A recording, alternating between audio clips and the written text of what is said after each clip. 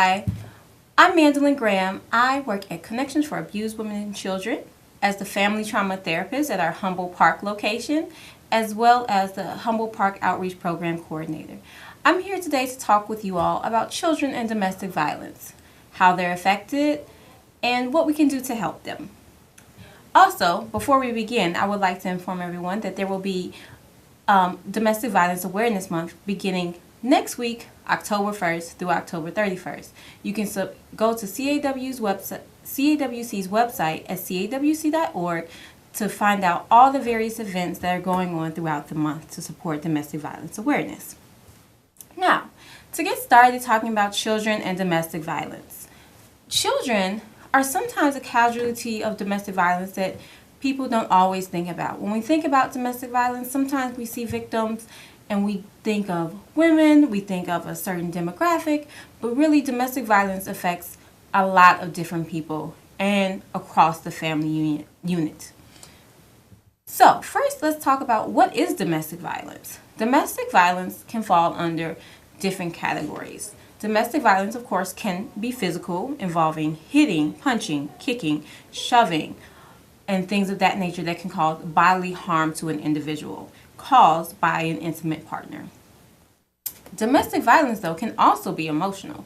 Emotional domestic violence can include things like name calling, playing mental games such as making a person believe that things are their fault when it's not necessarily their fault, influencing their emotions to encourage them to control them to behave a certain way. And it can also be verbal, which again can include name calling. It can include saying things that are negative, especially in a public space, designed to embarrass the person. And domestic violence can also be financial. Financial abuse can include things like controlling the money that comes into the home, regardless of whether both people in the relationship are working. It can also include doing things such as buying gifts and managing those gifts in a way to control a person within a relationship. Lastly, domestic violence can also include sexual abuse. Sexual abuse includes any type of forced coercion into sexual activities that another person in the relationship does not want to engage in. Domestic violence can include one of these types of abuse or all of these types of abuse going on within an intimate relationship. Intimate relationships also often bring about children. When children come into the relationship that already involves domestic violence or that starts after the fact, this can be dangerous for them. Beginning within uterus while a woman is pregnant. Pregnancy has been shown to be one of the times that women actually become more vulnerable to domestic violence. We see many women who are in hospitals, ERs, with injuries related to domestic violence. They are more vulnerable physically, mentally, financially, and emotionally. So it's important to remember that domestic violence can begin to affect children not just when they're older, but as soon as they are conceived. So focusing though on children, we know the types of domestic violence now, but how do those types of domestic violence affect children? Who does it impact throughout the family?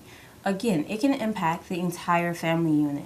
Not only the children, but it can affect outside family members who may try to assist.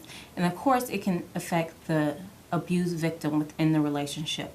This can be either the father or mother of a child as long as they are being abused. Children can be impacted in several different ways. One of these ways they can be impacted is during their development. Again, it can begin in uterus. So if a child has not yet been born and the mother suffers abuse, they can suffer injuries that can affect their development physically and intellectually, causing injuries to the brain or body before they are born that can impact them throughout the rest of their lives. However, even if a child is born safely, they can still be impacted through their development once they arrive. Infants, though they cannot speak and communicate in different ways than just talking, can also be impacted. For instance, an infant child may become very sensitive to loud noises, yelling, may become highly attached to their mother, and they may also be engaged in higher levels of crying and things of that nature because they are emotionally upset by the activity going on around them. Although they may not completely understand, infants are able to understand that their mother or their father, whoever is their primary caregiver, is being injured. And this can be a scary thing. If this is the main source of your food, your safety, and things like that, to see them in danger can be very upsetting. This can range from infant to toddler ages. Once toddlers begin to talk, walk, move, this can again affect them developmentally. Toddlers who should be learning to move away from their primary caregiver, be able to do things like go to daycare, be in preschool, and be a little bit less attached to a parent, may have a hard time doing that if they have experienced abuse within their home. Another thing that can occur can be developmental delays in things like potty training, speech development, and other primary milestones that happen during the toddler ages of around age 2 to 4. This can also occur in retroactively, meaning that a child may learn to be potty trained, and then every time they feel in danger due to some type of domestic violence event, things may happen that can cause these skills that they've already learned to regress. For instance, if a child hears loud arguing, although they may be potty trained, they may end up using the restroom on themselves, not because they're incapable, but because they have become so frightened. Moving on from the toddler stage, we then have children who are school age. So, once a child is school age, they also have developmental tasks that they should be working on. Again, a child should be very independent by this time. They should be able to engage with other children, and they should be able to function socially by themselves. This is also a time when children begin to figure out who they are. What do I like? What do I like to do? Who do I like to hang out with? What activities do I like? All of these things may be put on the back burner for a child because they are more worried about what is happening at home. During this age range, from about 5 to 8, sometimes up to 10, we see children who are more concerned about what's happening in their home than things that a child would typically worry about, such as, what do I want to play today? Or, when's my homework due? So, let's just imagine what happens when a child spends more time worrying about things going on in their home and their own safety, as well as the safety of a parent, when they should be worrying about other things. That means social delays may occur. They may not relate to other children as well because they may be so caught in their thoughts about what's happening in their home environment that they don't spend as much time socializing with other children. They may also have a hard time making friends because they may begin to mimic things happening in their home. For instance, if physical violence is happening in their home, they may begin to play these things out either with their siblings or with their counterparts at school and their peers. Of course, this is often an unwanted behavior at school, and fighting is not allowed. However, this child may only be trying to express what they're seeing at home and make sense of what they've been witnessing. And because children at this age also begin to realize that this is not necessarily something I should talk about outside of my home, or have been given a direct message that we should not talk about these things outside of home, they may also feel very conflicted about, should I tell? Should I say something? Because this is also a message that they are learning at school during this age, that you should tell the teacher, you should tell an adult, or you should tell someone if someone is hurting you. So this can be a conflicting message when you are being hurt or someone around you is being hurt, and yet you're not supposed to tell, which may also cause an issue for what happens if they become hurt. We have a caller on the line, so we're going to pause and take that call. Caller? Yes. Hi, how can I help you? Oh, yes. I'm asking a question about the family. Okay. Mother and father are always at it, beating each other up. Okay. What do the children think about that? What do the children think about it? Do you think that they're thinking maybe I should go with this one or that one, or they don't know what to think? Sometimes it can be very conflicting, yes. Sometimes children often love both parents, the abuser and the person that is being abused. So it can be a very confusing time, especially the younger a child is, about what do I think. I'm very angry because one of my parents is being hurt, but at the same time, I love and want a relationship with both of my parents. So it can be very difficult. When a child is put in this type of position, it's often good for a child to be able to talk to an outside party who has no ties to the family, such as a therapist or a counselor, to talk to them and be able to work out these different feelings, to say, I love my parents, both of them. However, I'm not happy about the things that are going on in the house. It can be a very conflicting time, and children often have a wide range of feelings, just like an adult would have a wide range of feelings about what's happening in their house. Okay, thank you, caller. Also, we were talking about children and development, and we were talking about school-age children, and that brings us to a good point. This is also a time when children are not only developing academically and learning to follow rules of school, but they're also adapting and learning and growing emotionally. So, just as the caller asked, they may have several different questions about what's happening. And we actually have another caller, so we're going to take them now. Hi, caller. How can I help you? Hi. My question is it recommended if a parent decides to leave their spouse because of domestic abuse, is it recommended to take a child out of school for a few days to adjust to the changes? Or how is that treated? Sure.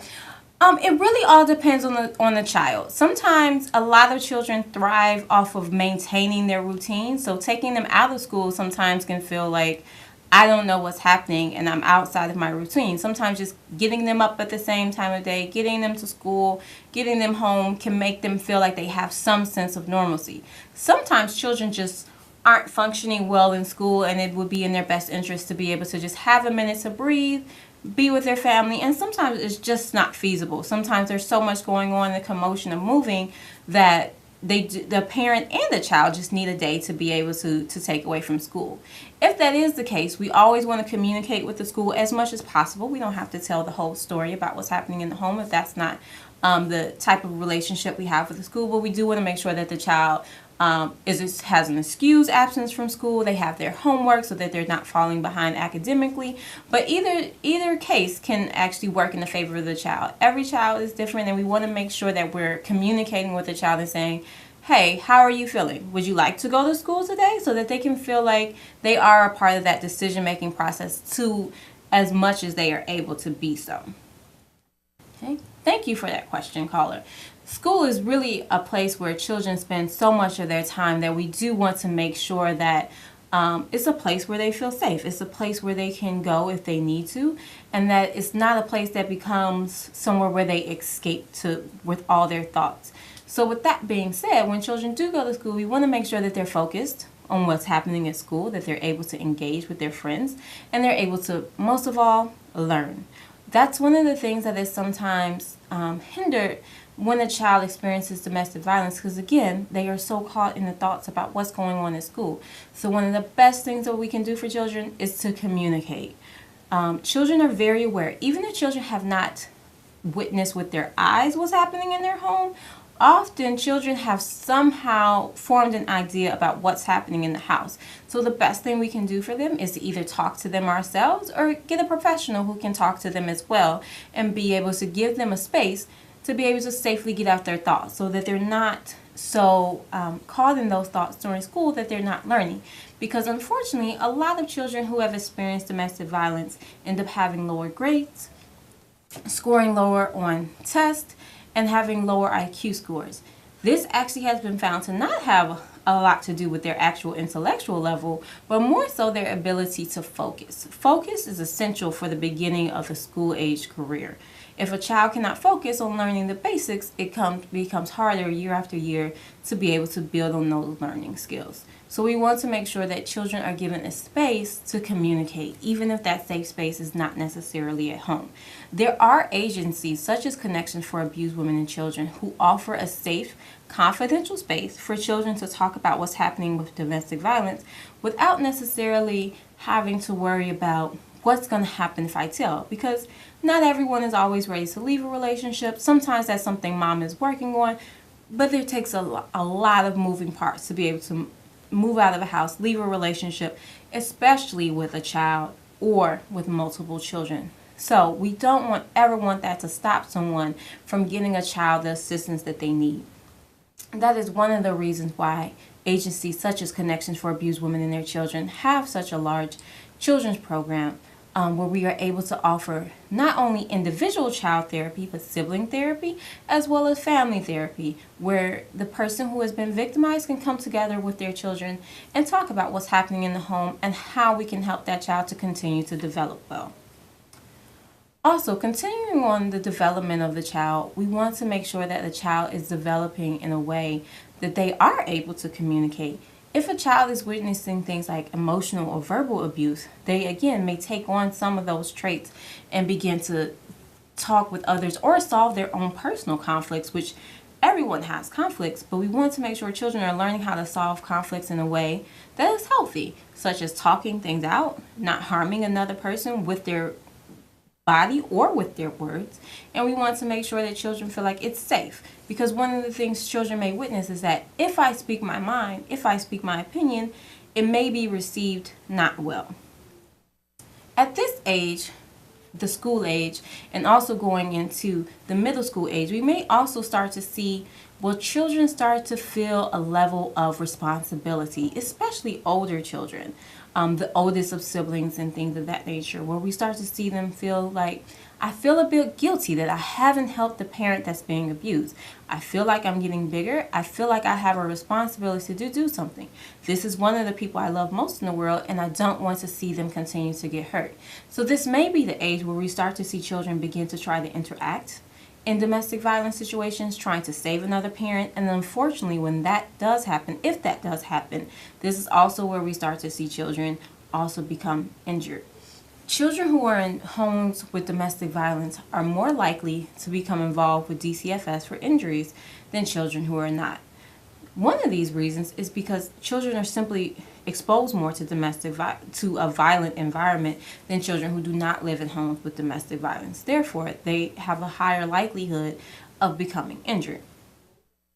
So one of the things we want to do to be able to prevent that is, again, talk with children, help them understand that no, this isn't appropriate behavior, but it's not your responsibility to stop it.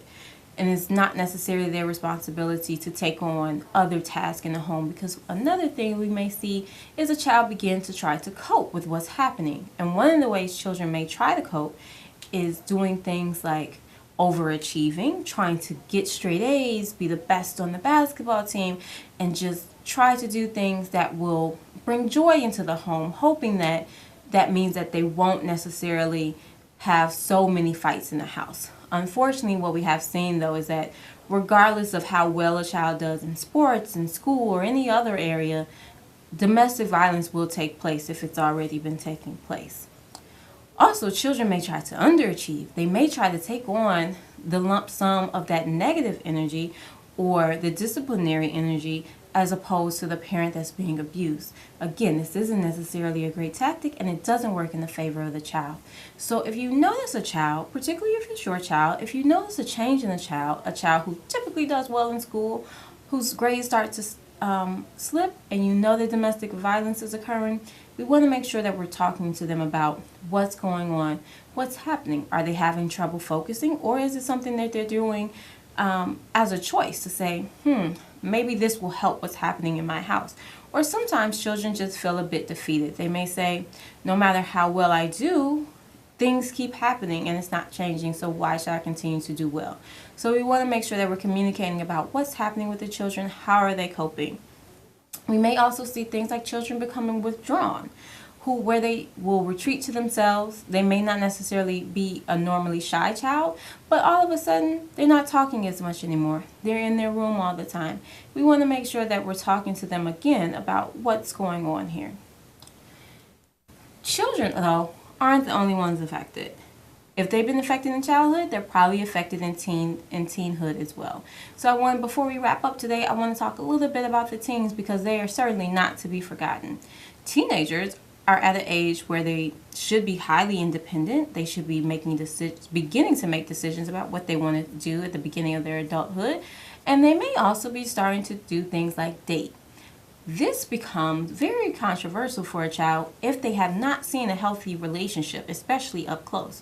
So, if a child, even if a child is, or teen is no longer in the home with domestic violence but witnessed it as a child, when they do reach their teen years, we want to make sure that they have been able to cope and deal with the things that they have witnessed in a healthy way, so that when they begin to engage in their own relationships and make their own adult decisions, that they are able to do so in a way that benefits them. One of the other things besides just dating is that if a child grew up witnessing domestic violence and there were no necessary arrests or things like that, even if the relationship ended, the child may have a skewed view of what a consequence really is. Because if we say things like, if you break the rules, if you break the law, you'll be in trouble, and nothing ever happened to a person that they saw break the law and break rules very often, they may feel like they also will not be in trouble, and that's not necessarily the case. One of the only types of crimes that will not be expunged from a juvenile's record, should they run into legal trouble, is a domestic violence order of protection. So one of the things I often try to talk to teens about is making sure that if you're in a relationship and domestic violence starts to seem like it might be an issue, even for yourself, even if you start to feel like I can't control my anger, I feel like I might hurt someone, I feel like I might be emotionally abusive towards someone, you want to make sure you walk away from that relationship and get help, because the last thing you want to do is have an order of protection put against you, and that's something that will stay with you for the rest of your life. It's a decision that you made as a young child, as a teenager. So as we wrap today, I just want to conclude, and I want to talk about really quick that children can be affected developmentally throughout the age band. Beginning at conception, they can be harmed physically, intellectually, emotionally, beginning again at the time of their mother's pregnancy, all throughout teenhood, and of course going into adulthood. So we want to make sure that we're reaching out to children and teens who may be affected by domestic violence, giving them a safe place to talk. Again, one of those safe places is Connection for Abused Women and Their Children. You can go to our website to contact us for more information. We can be reached on our 24-hour crisis hotline at 773-278-4566 at any time, day or night, Monday through Sunday. Also, you will see our main address where we have walk-in services available. Feel free to contact us at any time if you have more questions about what was discussed today, or if you would like services for yourself or interested in getting services for someone else. And lastly, as we wrap, I just want to send one more reminder that Domestic Violence Awareness Month begins next month, and Connections for Abused Women will be hosting several outreach events throughout the city of Chicago area, including our Domestic Violence Walk, Silent No More, Silent Too Long, Silent No More, taking place the last Sunday in October, October 29th.